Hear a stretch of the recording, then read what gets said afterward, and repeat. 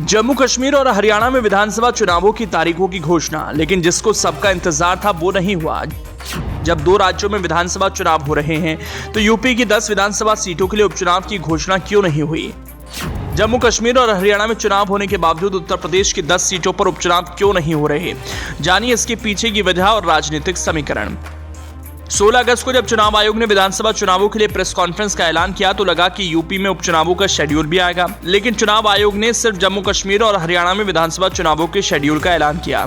इस ऐलान के बाद चर्चाएं शुरू हो गईं कि आखिर यूपी की 10 विधानसभा सीट और महाराष्ट्र के चुनावों का ऐलान क्यों नहीं हुआ। जब दो राज्यों में चुनाव हो रहे हैं तो यूपी में होने वाले विधानसभा उपचुनाव की घोषणा होनी चाहिए थी। अब जबकि ऐसा नहीं हुआ तो माना जा रहा है बीजेपी के लिए यूपी और महाराष्ट्र में सियासी चुनौतियां कुछ ज्यादा ही हैं। यूपी में हाल ही में लोकसभा चुनावों में समाजवादी पार्टी और कांग्रेस के इंडिया गठबंधन ने बीजेपी और एनडीए को शिकस्त दी। इस तरह महाराष्ट्र में भी एनडीए को शरद पवार, उद्धव ठाकरे और कांग्रेस के महायुति से हार का सामना करना पड़ा। 2009 से महाराष्ट्र का चुनाव हरियाणा के साथ ही होता आया है।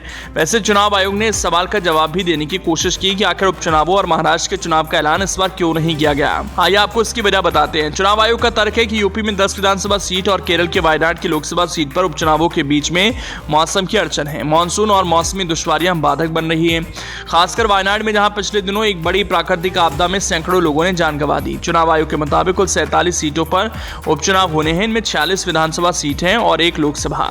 चुनाव आयोग ने कहा कि जैसे मौसम की स्थितियां अनुकूल हो जाएंगी यहां भी चुनाव करा ली जाएंगी। चुनाव आयोग का दावा है कि इन जगहों पर 6 महीने की अवधि में ही उपचुनाव करा लेंगे।